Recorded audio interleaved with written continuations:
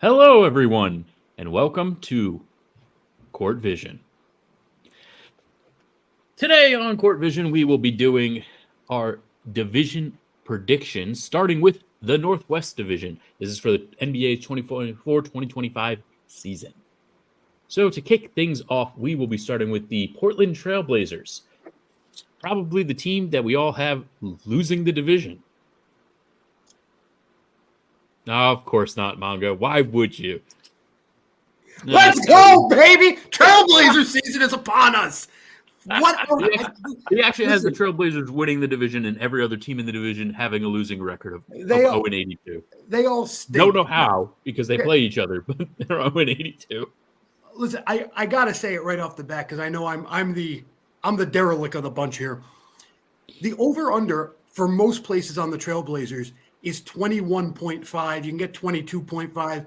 They won 21 games last year. So the question we're basically asking ourselves in the gambling world, gamble responsibly, by the way, the question you're basically asking yourself is, did Portland improve? That's right, because if 21's the number to beat from last year and 21.5 is the over-under, can they beat last year? We're adding Clingan. We're adding Avdija from Washington.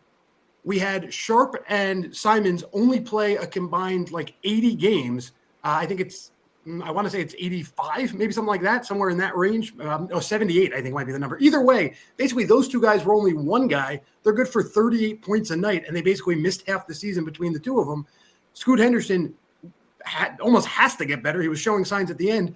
Plus, there's a real good chance you got Simons getting traded. If that's the case, you want to showcase him.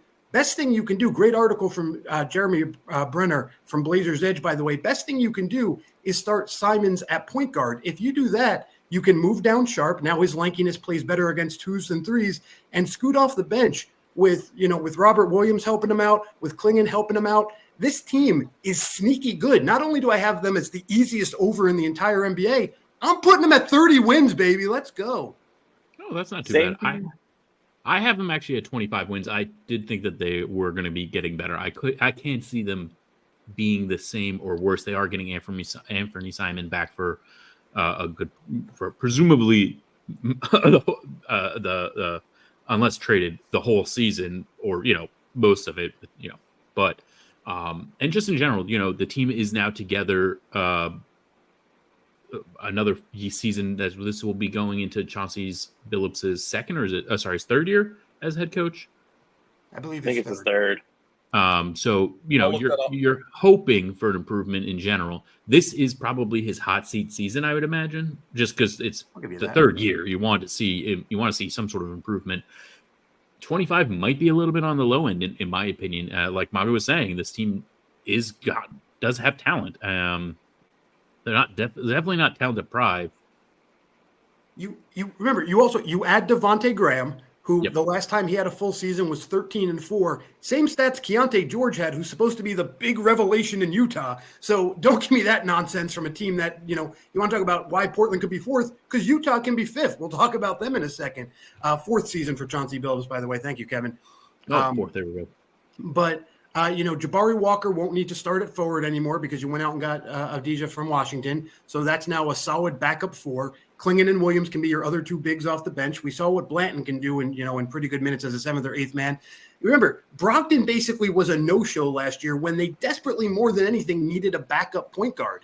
If Graham comes in and takes that fourth guard role behind, Sharp, Simons, and Henderson, that could be huge. And this is a much deeper, a much more complete team. And, they were actually 19th overall in opponent points last year. The defense wasn't that bad, but they were 29th in basically rim protection at, defense-wise. You're getting a healthy Robert Williams back. You've got Clingan. They went out and got the pieces to take that. If that defense can get to 14th, 15th, you're not a slightly above average defense and lose 61 games. That just doesn't happen. Yeah, I really don't see that happening. What about Tommy and Kevin? Tommy, you know what? You go first. I'll go quick because I'm same reasons Kamongo mentioned. I also have them winning 30 games. And then Kevin?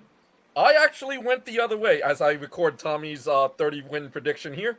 I went 18 games for the Trailblazers. I have no faith in Chauncey Billups putting it together as the head coach. I do recognize that my number could increase if Chauncey Billups gets fired, but I basically I'm not. I'm basically a show me the results before I give you some wins. So I went the other way on Mongo's prediction. I went 18 wins under the 21.5 number that Mongo said the over-under was.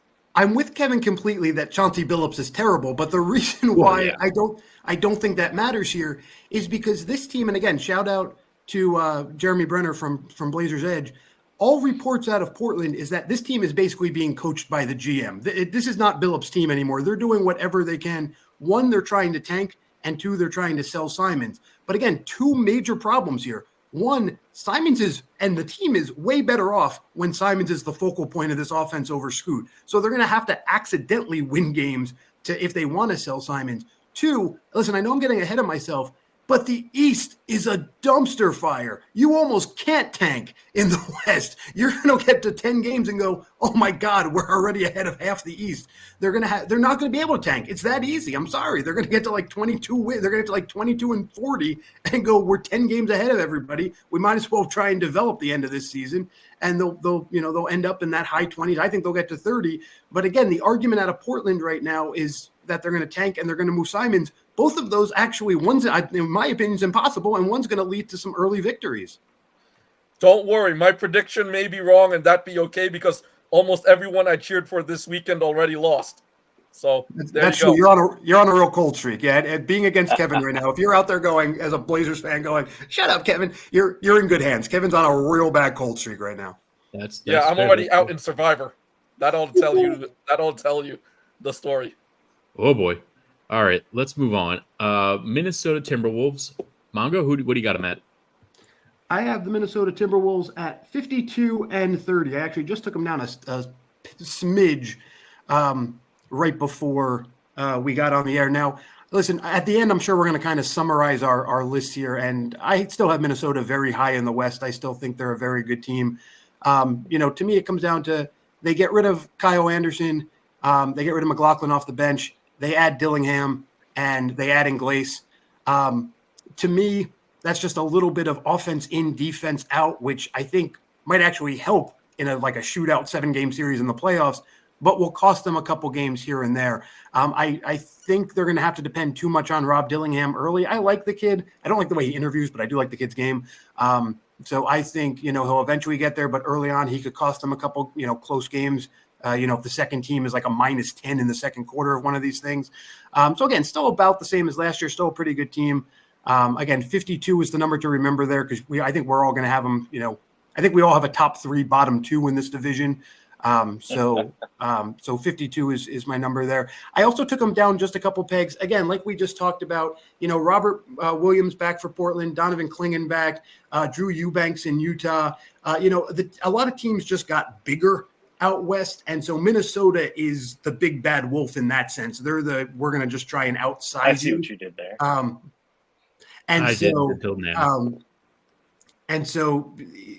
The West getting bigger is going to, in my opinion, is going to hurt Minnesota by a few more games, more than it might hurt like Denver. Isaiah Hartenstein, another one we'll talk about in a minute. You can see the teams out there getting bigger. So I took a couple of wins away just because I think the West got physically bigger and tougher. I think their bench got a little more offensive than defensive, but overall, it's still the same big three. They're still going to be a force come playoff time. But I got them at 52 and 30. Yeah, I mean that's reasonable. I have them at 55 wins. I did knock a win off from how they were their last season. I think that they're still a very, very good team. They proved us wrong from making fun of them for them being a 500 club or floating around 500, and then I think that they should be able to do it again. This team is this is not looking in for major injuries or something like that. If a major injury happens, everything changes. The team as is, I think 55 wins is a good upper end for them. Could they ellipse that? Yeah. Anthony Edwards can take another step forward this year. And obviously Rudy Gobert needs to show up in the playoffs for this team to actually be successful beyond just the regular season. And not just be on a milk carton. Right. So yeah, 55, 52. I don't think that's that big of a difference between those numbers at all. I think that we're pretty much in the same ballpark. Tommy, what about you? Yeah, I'm 55 and 27. If I were to do this again, I might take a win or two away from them to give them to another team in this division that we'll get to later. But I'm pretty happy with 55 and 27. I think a lot of that is going to come down to Anthony Edwards and what he contributes to the Timberwolves, in my opinion. Oh, I blew this out of the water. I have the Timberwolves at 62 wins.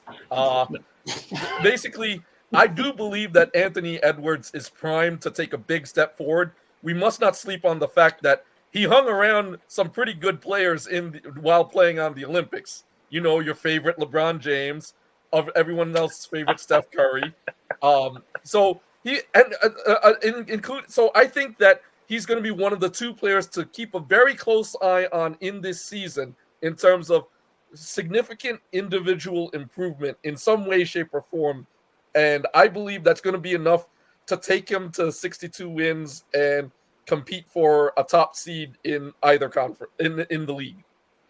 Real quick, I think it's worth mentioning because I'm going to bring this up with another team later on throughout these episodes.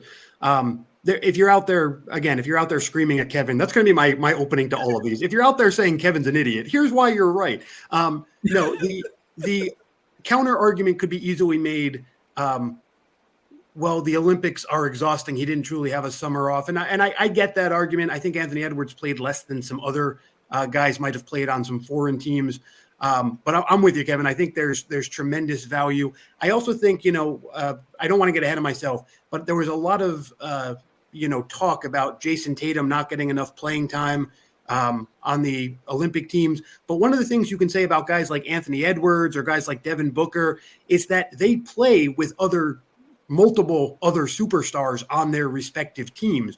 Anthony Edwards having to go from Minnesota, where there are days where he's third in command, and then having to go to an Olympic team where there were moments where he was fifth in command, that's transferable. And so he kind of went this summer and learned how to make other all-stars around him better. And that's a skill he can take back. So whether he's exhausted or not, you're absolutely right, Kevin. He learned, I'm sure he picked up a thing or two about how to make stars around him better while he was surrounded by them in Paris, for sure. I'm with you on that.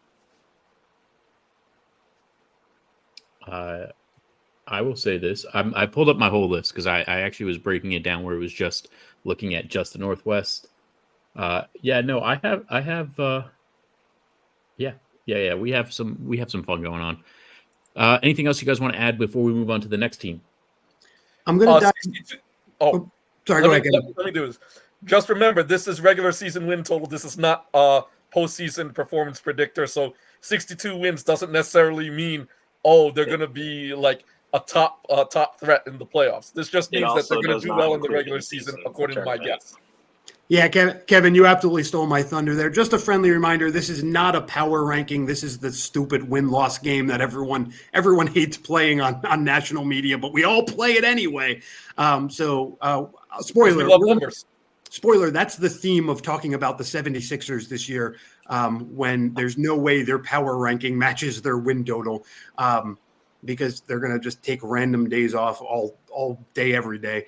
Or get injured, right? But you can see that here a little bit. I don't necessarily think my win totals here on these three top teams necessarily reflect who I think is the easiest or hardest out, not just in the division, but in the West. But I'm thinking more relative to last year. Did they go up? Did they go down? What factors might factor into fatigue or early season confusion on the team? We'll talk about that with another team in a minute. So again, this is not a power ranking. If I have the next team at 53, I'm not saying they're automatically better. I'm just saying their path to wins is easier than Minnesota for whatever reason.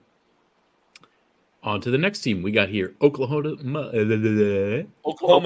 For those who know how to speak English. The Thunder. I have the Oklahoma City Thunder going 55 and 27. I respect that. That's the same record that I gave the Minnesota Timberwolves. I am taking a couple wins off. Like Mongo says, the West is definitely tough and getting bigger and stuff like that. Yes, Isaiah Hartenstein did go to the Thunder. I'm curious to see. I think he should fit in obviously the plan is for him to be their starting center. He should fit in, and it should work in their favor. I just feel like Portland should be better. Some of these other teams are going to be better than they were. Even the Spurs are going to get better. The Rockets are going to get better. They're just, these teams are all going to be better. Teams have to have someone. If someone's getting, other teams getting better, someone else has to be losing wins. Even though I don't necessarily think the Thunder, the Timberwolves, the Nuggets are necessarily bad teams, but I'm spoiler. I deducted wins from all of them from their last season record, just because other teams got better. Someone had to take the losses. That being said, I spoiler, I'm going to just spoil it now. My Nuggets are also tied with them at 55 wins, but I have the Thunder winning the division on tiebreakers. Oh my! You're the worst. What a cop out! What an absolute cop out! You put them all at 55. That's like the safest thing you could have done. By the way. Oh my! You're the worst. Even I don't have that many ties in this division. And I thought I refuse. Oh my! Oh, that is. Mongo loves tiebreakers. Just so you know, he loves tiebreakers so much that he will change a team's win total intentionally just to avoid having to explain a tiebreaker. 100%. I have 15 different numbers in the East and 15 different numbers in the West. He is 100% correct on that. I wouldn't even let team 13 and 14 tie in the lottery. I have 15 unique numbers. Or you could be like me and just choose to not explain tiebreakers. That's also. It's also worth noting that Kevin makes us fill out an Excel spreadsheet that tells us if our win and loss numbers are possible. So it's not like these numbers are rooted in reality. Yeah, they are. I do have the Thunder winning the Northwest. I know it's not going to be on the spreadsheet that way, but I do have them winning the Northwest. I think that this team proved me wrong last year, and they were more ready than I thought they were, and I think bringing Isaiah in only helps this team. I can't imagine him being a detriment to this team. I could be wrong, but I don't see that happening. Their big lack was a good starting center, and as we saw with him with the Knicks last year, he is definitely more than capable of filling that role. And this should help him, and Chet should grow in going into his third season, sophomore year, I think is technically the year. I know it's his third season though, but I think it's technically his sophomore year because last year was his rookie year or whatever. But I do think that this team is going to be better. SGA is one of the best out in the game right now. Lou Dort, this team is just really well constructed, and they still have assets that if they want to trade to go get a veteran at any point in the season, or if someone goes down, they have the assets to go trade and get to stay competitive. I think they have the assets to be as bulletproof as a team can be. Yeah, I think that's a great way to. I think that's a great way to say that, to be honest. But and Kilroy, you nailed it, right? I'm sorry, Thunder fans. I'm going to be mostly negative here because Kilroy's right. The good is you're a deep, good team. What do you want from me? You look solid on paper. Congrats. So we got to look at why do I not have them going 82-0? I actually don't have them winning the division, but I have them at 56 wins. So I actually have them ahead of you. I'm just if you can't figure it out, I'm high on Denver, not Utah. So we'll get there in just a moment. But I have them at 56 and 26. And I took them down a little bit from last year just because there's enough questions that can cost them wins, even though, again, power ranking wise, I probably put them ahead of anybody. But you got SGA and Lou Dort, both potentially fatigued from the Olympics. I do think Holmgren and Hartenstein, play together very nicely on offense, but it's going to take some time to figure out defensively how that works. You are bringing Alex Caruso. It's going to take some time to figure out where he fits on the offensive side. So you have, questions on both sides. Kilroy, I'm with you. I think they're going to buy one more big off the bench, but in the meantime, they've been really shying away from using Kenrich Williams a lot. So they either have to figure out where he fits, and that might take some time, or they might actually end up moving him or moving one of those many, many guys off the bench in an effort to try and get one more big off the bench. So that might take some time to fit in when they do make that move. So there's just a lot of reasons you can see them gaining or losing a game. But ultimately, I'm incredibly high on this team as is. Tommy? So I'm gonna break them out a little bit here because I have pretty high expectations for the Thunder this season.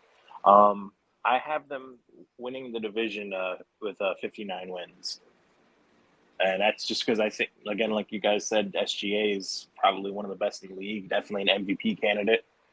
Chet's only gonna get better, and you guys they added Isaiah Hartenstein. Like, I think everything points up from in my opinion. Sure. And it's Kevin? also tied into something I'm going to say about Denver, but I'll get there. Okay. Kevin? Okay. I have the Oklahoma City Thunder winning 62 games. I believe that they've made significant improvements, especially with Hartenstein.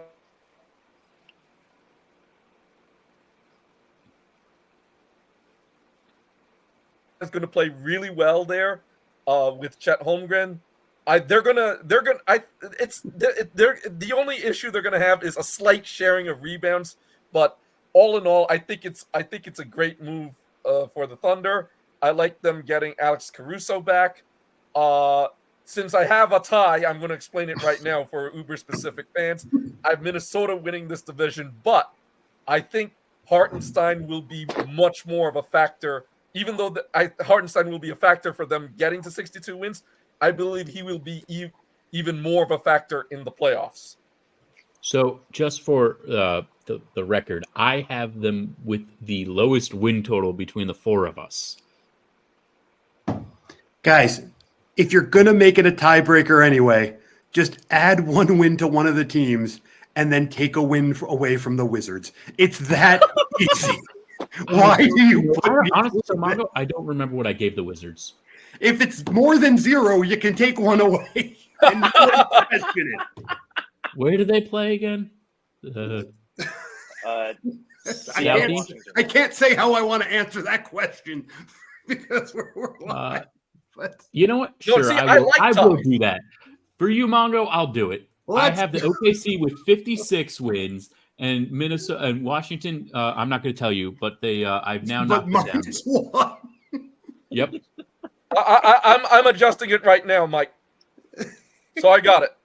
Thank you. I'm just updating on my own. I made a copy for myself as well. Oh, okay. I'm going to download this copy when I get a chance after the episode so that I have it. But I've updated that on our site as well, just so the fans at home realize that I put in my Google Drive all our pick numbers, and I'm entering Tommy's win numbers as well as we go along. I uploaded them already. For some reason, it didn't show up. I'll look at that when we get off the episode. Basically, and I'm the one who loves tiebreakers. I love tiebreakers. I love me breaking some ties because there was. It goes back to a historical preference where I actually won several things based on tiebreakers. So I am a huge fan of tiebreakers. So I think Mongo doesn't actually hate tiebreakers. He just hates you. If you're out there saying Kevin's wrong about this, here's why you're right. No, I don't understand why you would put yourself in an imaginary situation that is tougher than it needs. This is a create your own story. Like to have a clear, like if you're reading one of those books as a kid and it said for a clear outcome, turn to page 7. To have no idea what the heck's going on because all the numbers look the same and we always forget what the dang tiebreakers are, turn to page 12. Why wouldn't you turn to page 7? I just don't understand. Joke's on you. I didn't read. I read those adventure books as from the Mario Luigi series, and I always took the weird paths. I was going to say, Kilroy always followed the knight into the dungeon. He had no interest in either side of the ball. For those of you listening at home, do read. I was kidding. I did read as a kid. Yes. It's important to read. Thank you, Kilroy. I appreciate that at PSA right there. You can read, you just can't speak. Oh, ouch! And Tommy is no longer part of Court Vision. It was wonderful having you. Thank you for joining us. Thank you so much. But yeah, please make sure you read. That's an important nugget from Kilroy. And speaking of nuggets, Hey, Gilroy, what do you got Denver doing? Well, I had them tied with OKC and the Timberwolves, but I actually gave OKC that extra win and took it away from the Wizards. Beautiful. So that now puts Denver at 55 wins. So there's still a tie, but you know what? I don't care. I respect that a little bit more. I it doesn't matter for my off-screen. It's not like this part matters. Of if there's a clear division winner, the rest of them could all be tied, and it really doesn't matter as long as it evens out in the correct 1,230 on both wins and losses. Yeah, you can kind of tell where this is. If you're out there watching this and going, "Who are these four clowns?" We're four clowns who admit that these are three teams who are going to be in the top 6 in the West, and 2 teams that are going to have a lot of fun watching their players develop. And realistically, this will go anyway. Right, and it really doesn't matter. We'll talk about where they are in the West in a moment because I think I'm curious to see how many of us have them as the actual top 3. But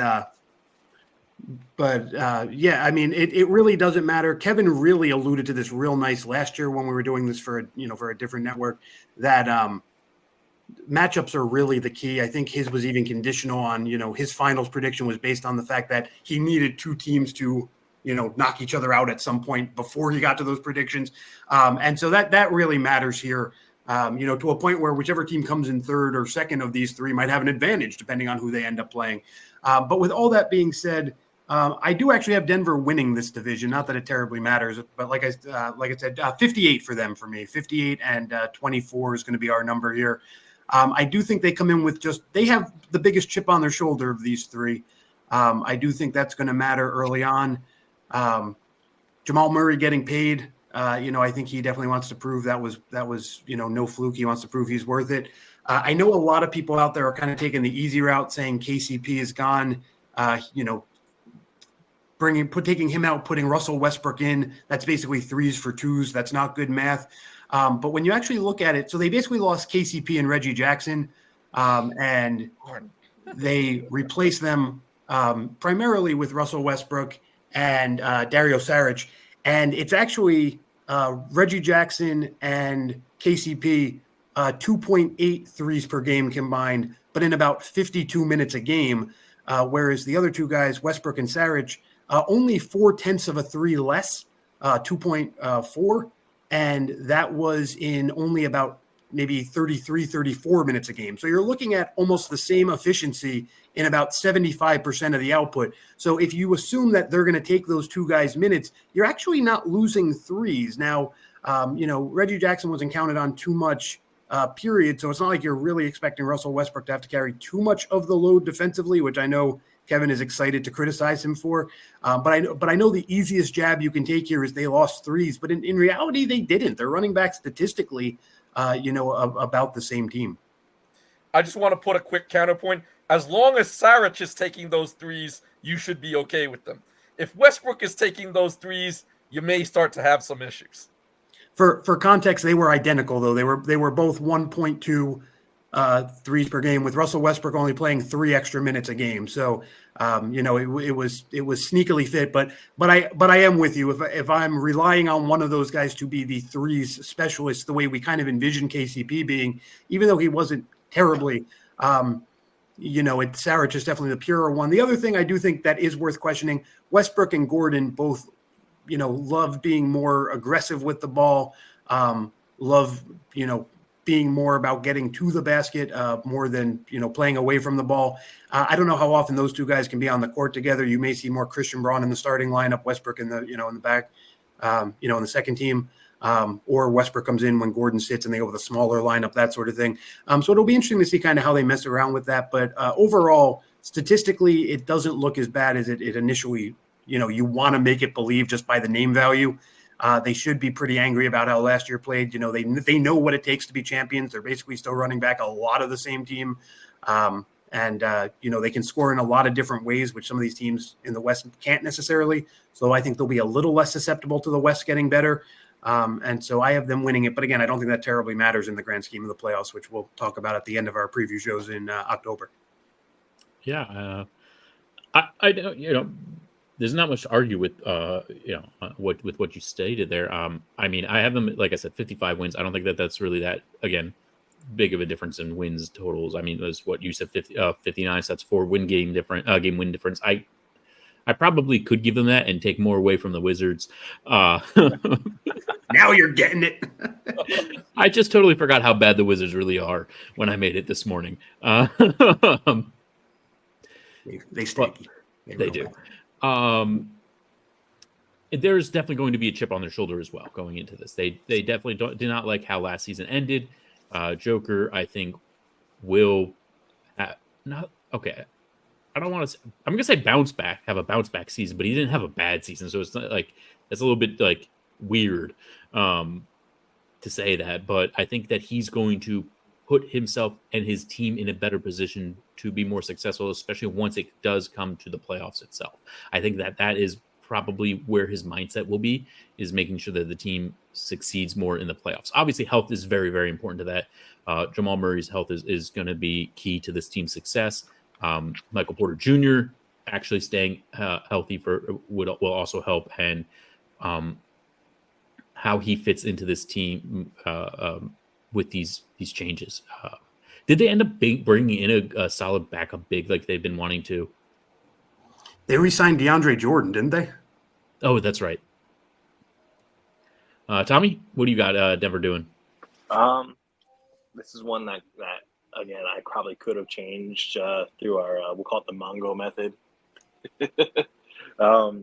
But I have them sitting at 53-29, and I only have them lower because I think I have this weird feeling that the media is going to want them to run it out with Russell Westbrook in that starting squad at first. I don't know. I have this feeling that they're going to want to at least try it because that's what everyone wants to see. And I think it might cause a little bit of a rocky start, but overall, I think they're going to be just fine. Like I don't think just a handful of wins is going to affect them from winning between 53 and 60 wins. So there's an asterisk on that one for me. Real quick, I don't mean to cut you off, but real quick, to me, the holy trilogy of things I want to see in Denver this year: a Russell Westbrook to Aaron Gordon alley-oop, a Russell Westbrook air ball that is recovered by Aaron Gordon to turn it into an alley-oop, and Aaron Gordon dunking over Russell Westbrook, like literally leaping him. That's the big three I'm looking for in Denver this year. That's fine. I don't think you're going to see him starting. He was so successful last year off the bench for the Clippers, and he's become so welcoming to being a bench player. That I don't see Denver starting him unless it's because of injury. I guess my point is it's more so like they don't care about that, especially seeing. They got to work. They're going to want to work on that chemistry at first. I think that they're more concerned about. I think I heard somewhere, and I could be mistaken. Their coach and the front office aren't seeing eye to eye, and that might be more. That would if that's the case, he definitely wants to put his team in a better position to win. So he's not going to be wanting to start Westbrook, and that's not a slight against Westbrook as a player. Overall, he's still very much so an NBA player. I just think maybe his starting days are over, unless again due to injury. Yeah, Kevin, we'll go to you in a second, but Kilroy, you nailed it. Westbrook benched himself last year. Who cares what they or he or them or whatever? It's an I in this case. Westbrook will say, "I am not one of the starting five. I do not belong here. Bench me." So he'll do what he's asked of. He did manage to prove, for all the hate we like to throw at Russell Westbrook. He did manage to prove himself to be pretty loyal last year, and I think he'll do what's right regardless. The other thing, remember, Denver, when they're not good, you forget they exist. The media is not the strongest there, where even if Russell Westbrook does start and they, if they get off to a 3-6 start, nobody's going to care. If the Lakers get off to a 3-6 start, we're going to shut down traffic, in Southern California, right? Like there's a clear advantage to being Denver, right? They have some time to mess around here, which again is fair to Tommy's win-loss number because that doesn't change the game we're playing. But in terms of, right, we talked about it before, we have two discussions going over, here. In terms of win-loss, Tommy, your argument's very valid. In terms of should we care about Denver's win-loss number, probably less than just about any team in the league. I mean, we that's really why this is care the about one this I'm really number. not super committed to. Yeah, right. That's fair too. All right, Kevin, why don't you bring this Denver Nuggets conversation home? Give us your record. Give us a nugget of truth. I have them reaching 54 wins purely by accident because they're going to beat a lot of teams that, let's face it, even on their worst day, they'll still beat. But there's a bigger problem that I'm willing to say it because I believe in it. I think there's something wrong with Jamal Murray.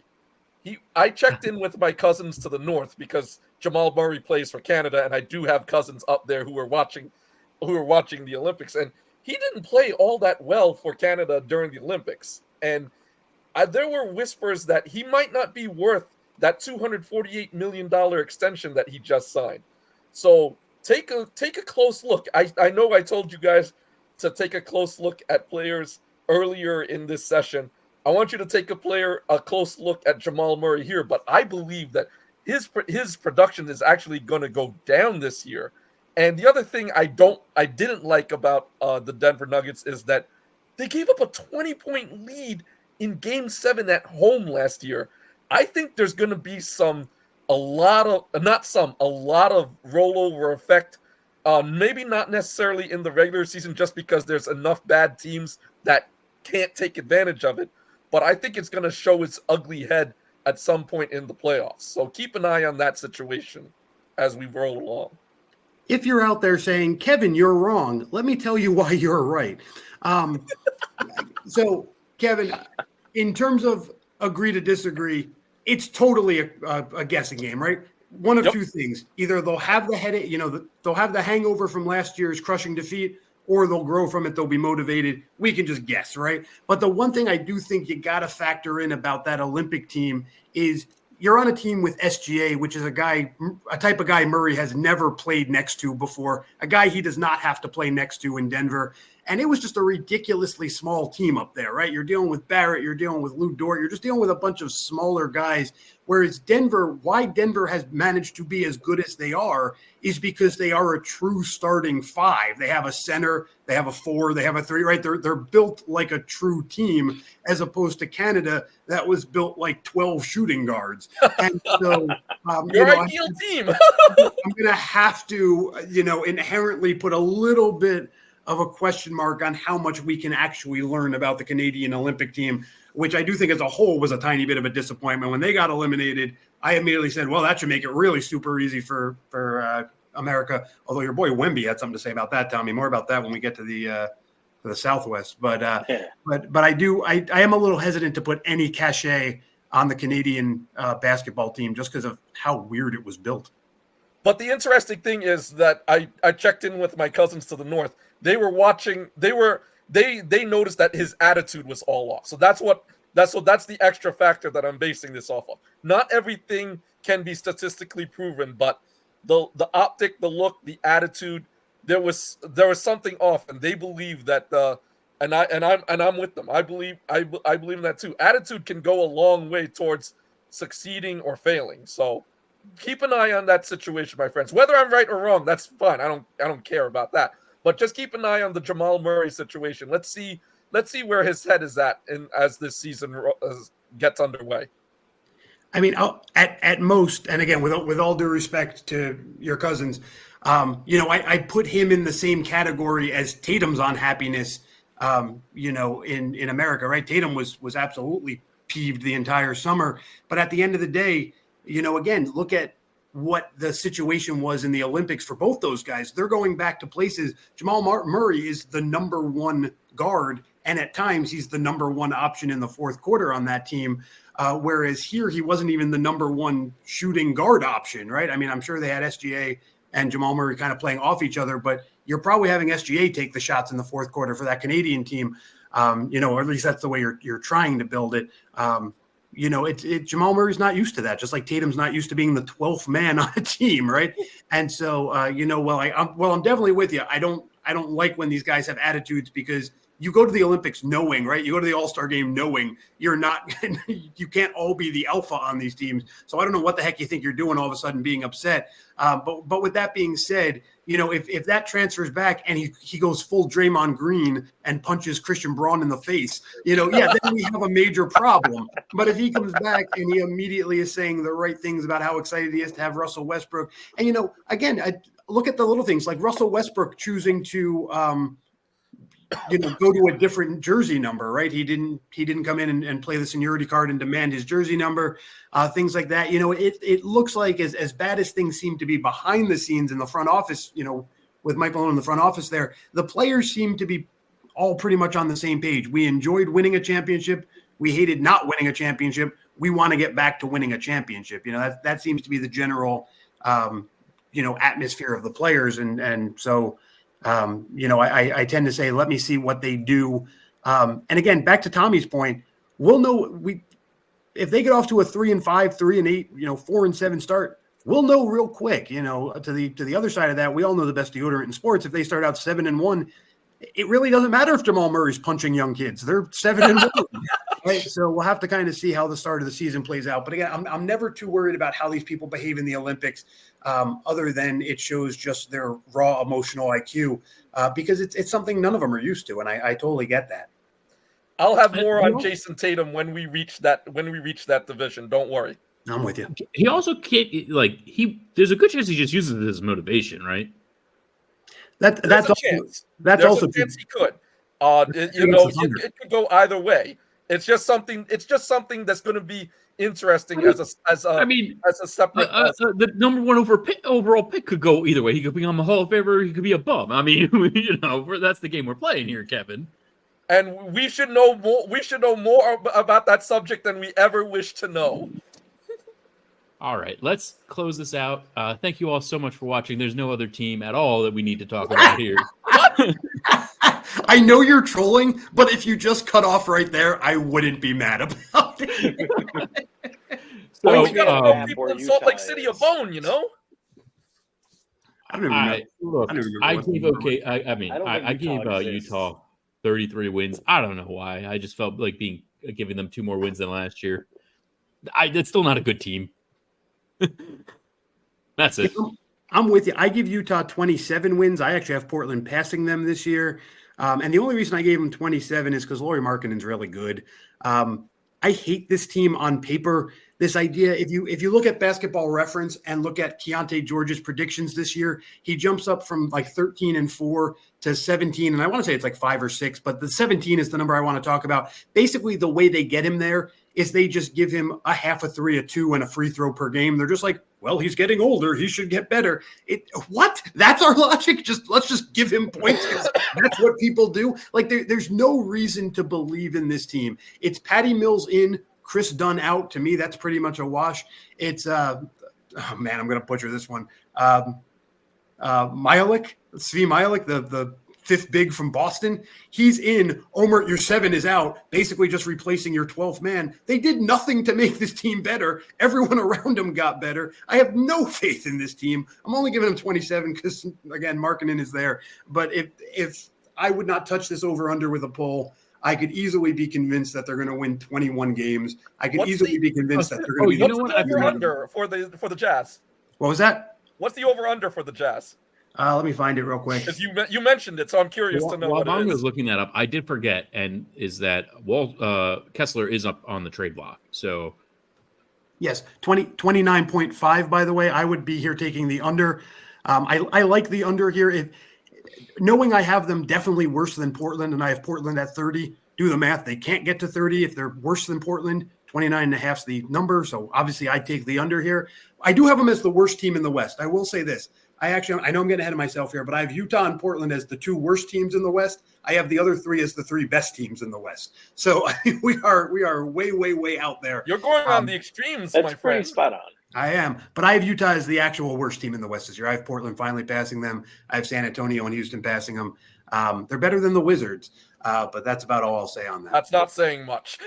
Yeah, I mean, there's the more I think about it, and now that I'm remembering that Kessler might get traded potentially to the Knicks, Trying to manifest that. Okay. I think I'm going to take them to 30 wins. I'll take 30 wins away. Not because of Kessler, just because the Mongo convinced me in his speech right there. And I will where give are you replacing those 3 wins? He can figure that out after the show. I will figure that out after. That's time already. Let's go. I'll give them to the Wizards until proven otherwise. Don't give it to the Wizards. First off, I already know who's getting the reverse Mongo method. I already know who's getting that serves you right for forcing a tie. Give 2 to the Kings and 1 to the Lakers. Okay, I respect that. But I'll do it. Put out West. One to the Lakers. Put out West and just assume Eastern teams will lose at the end of long road trips. I like it. Tommy, where do you have the Jazz? Let's keep this moving. I'm in the same mindset. I have this feeling that they're you mentioned Kessler, but I also think after how the summer went, they might revisit trying to put Markkanen on the trade block towards trade time. I have them sitting at 29 and 53, and that's only so they can showcase Kessler and Markkanen and try to, otherwise they're going to try and tank. Yeah, it's basically the exact same idea I had with my Portland. wheelhouse. They're nice. They're better when they're trying to show off their guys because of the way their team, kind of formulates itself when the right guys are in there. So it could work to their advantage, but no, I'm very. They could always come out to. I think there's a good chance they come out to a hot start like last season. That's true. Also, somebody free Jordan Clarkson. What is this? Somebody put that man on a contender finally, please. Did he request to be moved? No, he seems very happy in Utah, which is very odd. Good. I mean, good on him. Maybe if he's home, he's home. Guy there or something. But he could be an elite seventh, a microwave scorer on a playoff team, and he just. All right, Kevin. Why don't you take us home so we can stop talking about this terrible team? Beautiful. Okay, fine. I got the Utah Jazz at 32 wins, 1 win better than last year. I only have them that high because I do believe they're going to accidentally beat some bottom feeders like the Wizards and your Blazers here and there. So they're going to, and some good team is going to lose to them because they're not paying attention. So it'll be someone like Phoenix that loses to them. Yeah, something like that. So I think they'll accidentally get to 32 wins, but my predictions have been ice cold this weekend, so take it for what it's worth. That's fair. This is fair. Anything else you guys want to add before I wrap this up for us? I'm hoping that I avoid. I'm hoping that I avoid going winless tonight. Who you got tonight, Kev? Who we wrapping up? So my opponent has Aaron Rodgers and Garrett Wilson. So as long as they don't put up 50 points between the two of them, I'm good. Tune in next week where we learn that the Jets won 45-0. Ain't that 30? Mongo would be happy about that. Mongo is a Jets fan. I would love that. Kevin, but I asked Mongo to convince his running backs and defense to score the points. Oh, I would be mad at that. Listen, that's how we score the points. That's what we do around here. So if those guys are scoring points, I'm not mad about it. Well, join us for when we eventually start up a football show. But until then, thank you all so much for watching. Remember, like, share, subscribe. Comment down below what your prediction is for the Northwest Division. And remember, this is Court Vision. See y'all.